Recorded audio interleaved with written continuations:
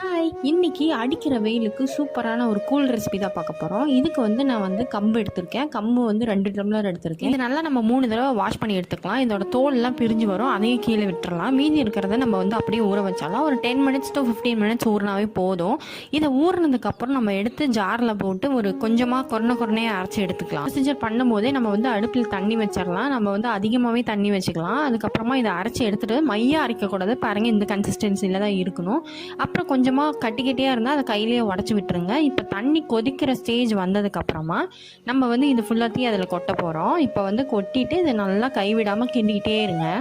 இப்போது இந்த வெயில் சீசனுக்கு நிறைய பேருக்கு இப்போ வந்து அம்மா போட்டுட்ருக்கு. ஸோ இது வந்து பயங்கர கூலிங்காக இருக்கும். உப்பு போடாமல் நீங்கள் குடிக்கணும்னு சொல்லுவாங்க. இப்போ இது ரெடி ஆகிடுச்சு. இப்போ ஓவர் நைட் அப்படியே விட்டுருங்க. காலையில் ஓப்பன் பண்ணி பார்க்கும்போது இப்படி தான் நமக்கு இருக்கும். இதை வந்து ஒரு ஸ்கூப் எடுத்துகிட்டு மோர், தண்ணி இது ரெண்டுலேயும் ஈக்குவலாக கலந்து குடிக்கலாம். நார்மலாக இருக்கவங்க வெள்ளரிக்காய், மாங்காய் அதெல்லாம் போட்டு குடிங்க. சூப்பர்.